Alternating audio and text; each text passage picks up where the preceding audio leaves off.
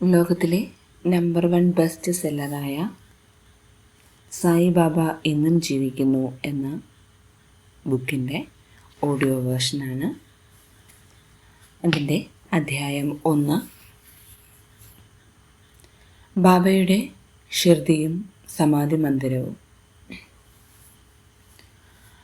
ആരെനിക്ക് ആരാധനാപൂർവം ഒരു ഇലയോ പൂവോ പഴമോ ജലമോ സമർപ്പിക്കുന്നുവോ ആ ശുദ്ധഹൃദയൻ്റെ നിവേദ്യം ഞാൻ സ്വീകരിക്കും. ബാബ ഒരിക്കലും ജനിച്ചിട്ടുമില്ല, മരിച്ചിട്ടുമില്ല. ആത്മാവ് ജനിക്കുകയോ മരിക്കുകയോ ചെയ്യുന്നില്ല. ആത്മാവ് ശാശ്വതമാണ്, സമയത്തിനും കാലത്തിനും അതീതവുമാണ്. ഈ ഭൂമി സായിബാബയുടെ ശുദ്ധ ആത്മാവിനാൽ അനുഗ്രഹീതയായി. നന്മ ക്ഷയിച്ച് തിന്മ വർദ്ധിക്കുമ്പോൾ, ധർമ്മം ക്ഷയിച്ച് അധർമ്മം നടമാടുമ്പോൾ, നല്ലവരെ അനുഗ്രഹിക്കുവാനും ദുഷ്ടരെ നശിപ്പിക്കുവാനും ഭഗവാൻ ഈ ഭൂമിയിൽ കാലാകാലം അവതരിക്കും എന്ന പോലെ സായിബാബയും 19-ാം നൂറ്റാണ്ടിൻ്റെ പുണ്യഭൂമിയായി ഷിർദിയിൽ അവതരിച്ചു. 16 വയസ്സുള്ള അതിസുന്ദരനായ ഒരു ബാലൻ വേപ്പ് മരച്ചുവട്ടിൽ അഗാധ ധ്യാനത്തിൽ പ്രത്യക്ഷപ്പെട്ടു. ചൂടോ തണുപ്പോ കാറ്റോ മഴയോ വകവെക്കാതെ ഇളക്കമില്ലാതെ ദീർഘവും അതിഗഹനവുമായ ധ്യാനത്തിൽ ആസനസ്ഥനായാണ് ബാലൻ കാണപ്പെട്ടത്. ഇത്രയും ചെറുപ്പത്തിൽ ഇത്രയും അഗാധമായ ധ്യാനത്തിൽ ലയിച്ചിരിക്കുന്ന ഈ ബാലനെ കണ്ട് ഷിർദിയിലെ ജനങ്ങൾ വിസ്മയിച്ചു. ഒറ്റ നോട്ടത്തിൽ ആരെയും വശീകരിക്കുന്ന അപാര മാസ്മരികത ആ ബാലൻ്റെ ചുറ്റും ശാന്തിയുടെയും പ്രകാശവലയത്തിൻ്റെയും പ്രഭാവം സൃഷ്ടിച്ചു. ഇത് അവിടെ വരുന്ന ഏവരിലും അത്യന്തം അമ്പരപ്പുളവാക്കി.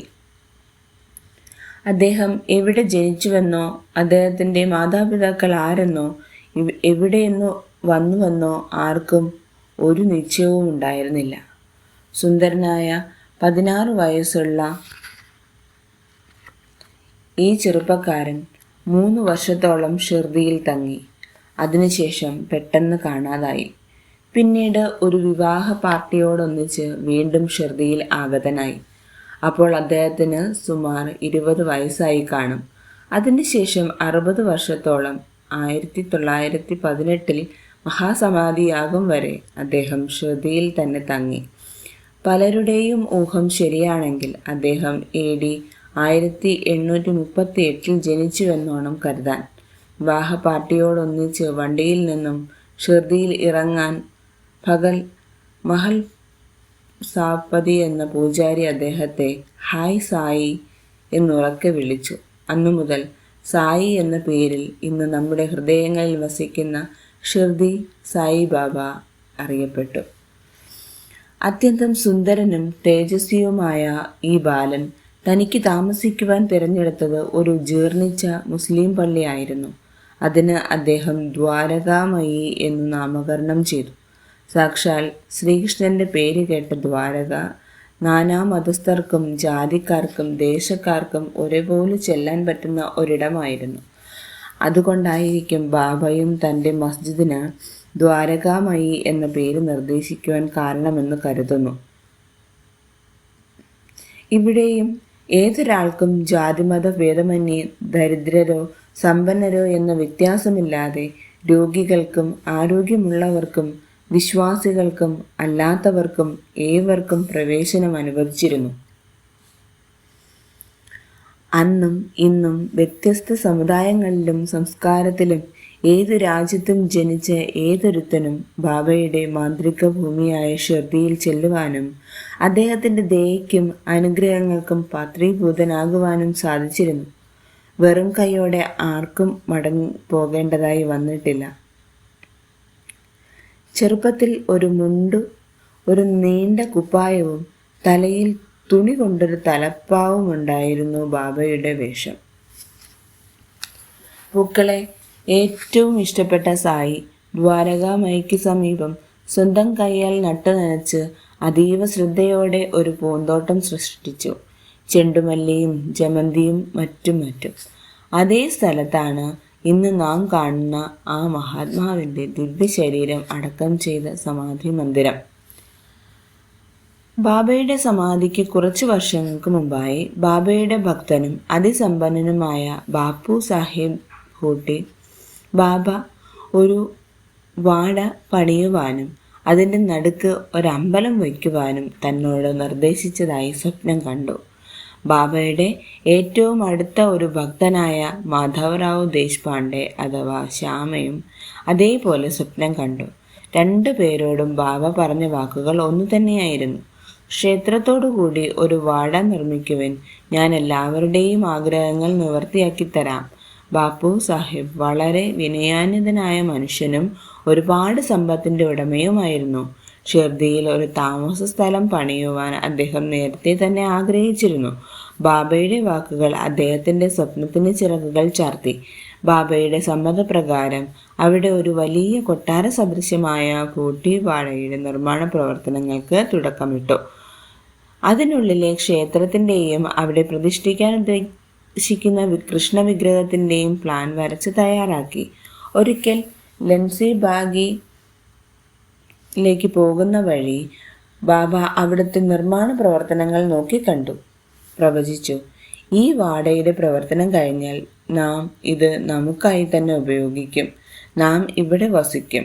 നടന്നും കളിച്ചും കെട്ടിപ്പിടിച്ചും സന്തോഷിക്കും. ബാബയുടെ ഓരോ വാക്കും അർത്ഥഗർഭം ആയിരുന്നു. കേൾക്കുന്ന മാത്രയിൽ ആർക്കും ഒന്നും പിടികിട്ടിയിരുന്നില്ല. എന്നാൽ കാലം ബാബയുടെ വാക്കുകളിലെ സത്യം പുറത്തു കൊണ്ടുവന്നു. വാടയുടെ നിർമ്മാണം അതീവ ഊർജ്ജസ്വലതയോടും ആവേശത്തോടെയും നടന്നു. എന്നാൽ നിർമ്മാണം അവസാന ഘട്ടത്തിലേക്ക് നീങ്ങിയപ്പോഴേക്കും ബാബ അസുഖം മൂർച്ഛിച്ചു കിടപ്പായി. ബാബയുടെ അതിപാവനമായ പാദധൂളി അണിയുവാനുള്ള ഭാഗ്യം വാടയ്ക്ക് കിട്ടുമോ എന്ന് സംശയിച്ച് ഭൂട്ടി അതീവ ദുഃഖിതനായി. സ്നേഹസമ്പന്നനും കരുണാമയനുമായ ബാബ ഭക്തരുടെ ഇംഗിതം മനസ്സിലാക്കി ഭൂട്ടിയുടെ വാടയോട് നീതി പുലർത്തിക്കൊണ്ട് പറഞ്ഞു, ഞാൻ ഈ മസ്ജിദിൽ സന്തോഷവാനല്ല. എന്നെ ഭൂട്ടിയുടെ കല്ലുകൊണ്ടുള്ള വാടയിൽ സൂക്ഷിക്കുക.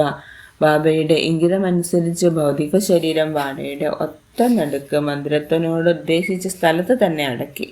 ബാബ അവിടുത്തെ മുരളീധര ശ്രീകൃഷ്ണനായി. വാട ബാബയുടെ സമാധി മന്ദിരവുമായി. ഇന്ന് വരെ ബാബ പ്രവചിച്ചതുപോലെ ഇപ്പോഴും അവിടെ വരുന്ന എല്ലാ ഭക്തരുമായി നിരന്തരം സജീവമായി പങ്കുചേരുകയും ഒത്തുനടന്നും കെട്ടിപ്പിടിച്ചും ആഹ്ലാദിക്കുകയും ചെയ്യുന്ന കാഴ്ച നമുക്കിവിടെ അനുഭവിക്കാൻ കഴിയുന്നു. ബാബയുടെ അനുഗ്രഹാശിസ്സുകൾ ഇവിടെ വരുന്ന ഓരോ ഭക്തനും സ്വയം അനുഭവിക്കുന്നു. ഈ സമാധി മന്ദിരത്തിൽ വരുന്ന ഓരോരുത്തരും അവരുടെ ചിരകാല അഭിലാഷങ്ങൾ നിറവേറിയതായി സാക്ഷ്യപ്പെടുത്തുന്നു. ബാബ പ്രവചിച്ചതുപോലെ ബാബയുടെ ദിവ്യാത്മാവിൻ്റെ സാന്നിധ്യം ഇവിടെ എപ്പോഴുമുണ്ട്. മനസ്സിന് പിടികിട്ടാത്ത ഹൃദയം മാത്രം ആസ്വദിക്കുന്ന ബാബയുടെ ദിവ്യ സാന്നിധ്യം ഓരോ ഭക്തനും ഇവിടെ പ്രകടമാകുന്നു. ബാബയുടെ സമാധി മന്ദിരത്തിൽ വെച്ച് നിരവധി അനുഭവങ്ങൾക്ക് ഞാൻ സാക്ഷിയായിട്ടുണ്ട്.